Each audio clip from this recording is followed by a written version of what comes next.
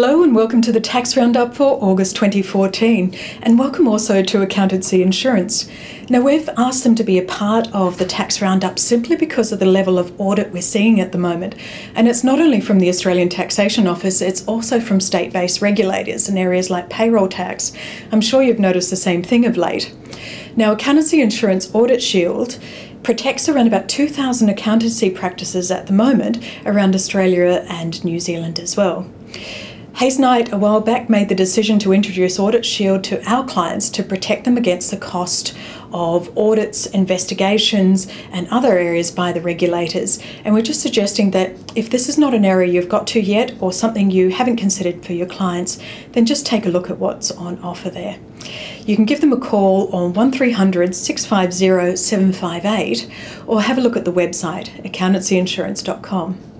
Now, for the Tax Roundup this month, we're starting off with Mike Carruthers looking at trusts. There hasn't been a lot of movement lately, but he looks at some clarification from the Australian Taxation Office. Well, things have been pretty quiet in the world of trusts for a little while now after all the changes and updates that were going through a few years back. But the ATO has now finally released some little bit more formal guidance around what we call trust reimbursement arrangements. Now, this is the set of rules that's contained in Section 100A of the 36 Act, and it's a very specific anti-avoidance rule. And as I say, there's been a bit of a gap in the ATO's guidance around this area, and this fact sheet or guide has been a little bit of time coming. Basically, what a trust reimbursement arrangement involves is where a trustee appoints income in favour of a beneficiary, but that income isn't actually paid to the beneficiary. The income, or the funds that represent that income, are then used for someone else's benefit. And there's some sort of tax avoidance or tax minimisation motive as part of the arrangement. What the rules say is that if those elements are in place, the Commissioner can treat the income that had been appointed to the beneficiary as being taxed in the hands of the trustee at the top marginal rate. So it's a penalty arrangement. Now, we don't see this section being used all that often in practice, and there has been a lot of uncertainty about exactly what sort of arrangements would be caught. This fact sheet goes some way to explaining where the ATO's mind is at least. Now, some of the examples provided in the fact sheet you'll recognise as things that are the sorts of things you see in practice. One in particular that I just wanted to draw your attention to, which is an area where there's always been a bit of a question mark. Just a brief summary of how it might look. Let's say we had a private company that was wholly owned by a family trust, a discretionary trust. The trust would have some income, and it might distribute to a number of beneficiaries, but some of the income would be appointed in favour of that private company, the company that is owned by the trust. Now, the following year, we have some Division 7A issues maybe to deal with that unpaid distribution. So the company declares a dividend to the trust, and that enables the trust to make the Division 7A repayment. Now, that in itself isn't necessarily a problem, but what the ATO suggests is that if that arrangement keeps continuing, so you have this circular arrangement of distribution to the company, dividend back to the trust, going round and round in circles, the ATO has said in this fact sheet that that would be something they consider Section 100A could apply to. The risk being that the income that had been distributed by the trust to the company, rather than being taxed to the company at 30%, could be taxed to the trustee at the top marginal rate. So definitely something to be aware of. I know it's a sort of arrangement that it's always had a bit of a question mark over it, but this is the ATO saying we don't like it, and there is a section that we might apply to those types of arrangements to apply a penalty tax basically. The other thing that the ATO talks about a fair bit is what represents an ordinary commercial or family dealing, because Section 100A doesn't apply to those types of arrangements. Now again, there's a big question mark. What does that actually mean? The ATO gives some examples of what might be included within that term. So definitely something to have a look at. Go onto the ATO website, follow the link in our tax roundup, have a read through it. It's not very long. It's in fairly basic language with a lot of practical examples, and it will give you a good feel for where the ATO is on trust reimbursement agreements. In rulings, IDs and determinations this month, Ray takes a look at a shot across the bow from the ATO about property development and trusts. The Tax Office have issued Taxpayer Alert 2014-1, which is aimed at trusts undertaking property development activities. This arose out of the ATO conducting some audits and realising that a lot of trusts were characterising other property development activity on capital account and therefore taking advantage of the 50% CGT discount instead of on revenue account.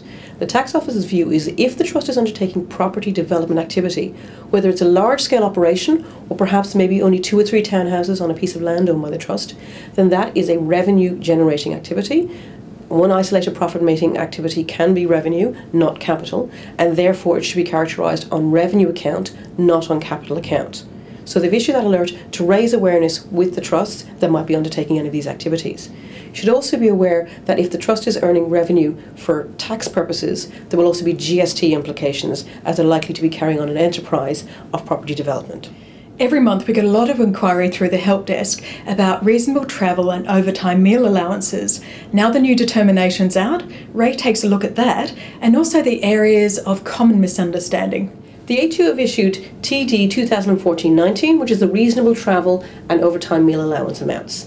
Now this determination is issued by the ATO every year and it's in relation to the substantiation exemption, i.e. does the employee need to keep all the receipts to substantiate the expenses they had. We found that this is an area that causes an awful lot of confusion because employees seem to think that if they have the amount from the determination they can use that to claim some sort of blanket deduction. That's not the case. In order to claim any deduction, the employee would need to have incurred the actual expense. So the problem that we're seeing is that they're not sure what to do and they think they can just claim an amount, when in fact they have to incur the actual expenses. The key things to remember is that if the employer has paid the employee an amount in line with that determination and the employee spent the full amount, then it makes it very simple. If it's on the payment summary, it should go on the tax return to avoid a matching notice, and the employee should claim the exact amount of the expenses as deductions. If it's not on the payment summary, the employee is not required to put it on the tax return, but would not be able to claim the deduction either.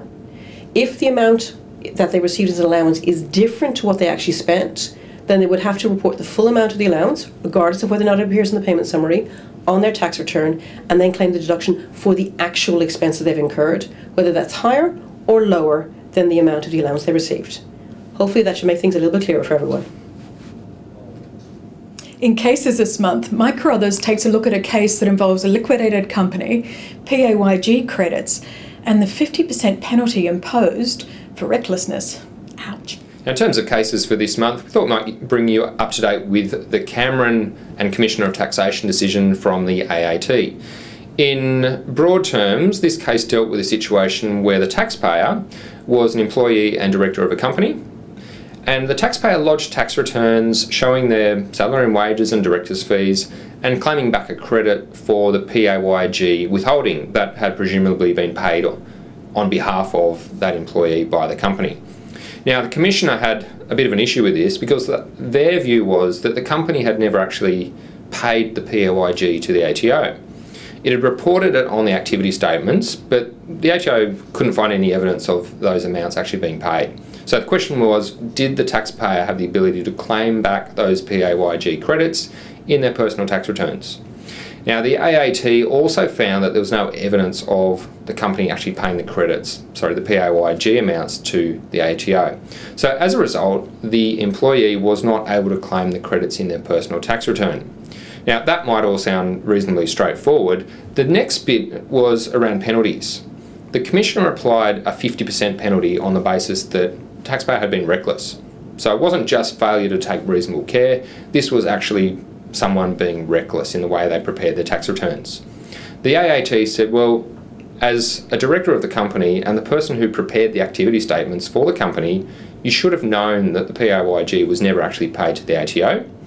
The AAT noted that the financial records of this business were woeful. They made some fairly harsh comments about the way that the taxpayer and the company had gone about keeping records for the business.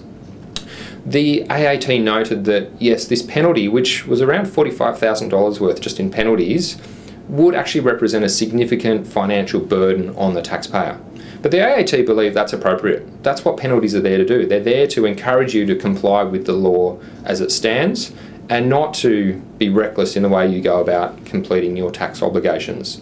So the AAT concluded that despite the fact that this would be a significant financial burden on the taxpayer, it was entirely appropriate that they would have a significant financial burden given that the way they'd gone about managing their tax affairs. So taxpayer lost the case, didn't get the PAYG credits, and was also forced to pay the 50% penalty on top of that as well. And that's the tax roundup for this month. Don't forget, if you're not a member of Knowledge Shoppers yet and you're interested in work papers, standards, checklists and precedents for the new financial year, plus you could also use the support of a help desk for all your questions or the questions of your team, give us a call on 1800 800 232 or have a look at the website knowledgeshop.com.au. And of course, don't forget, if you have not implemented Audit Shield into your practices yet to protect your clients, then give Accountancy Insurance a call on 1300 650 758. See you next month.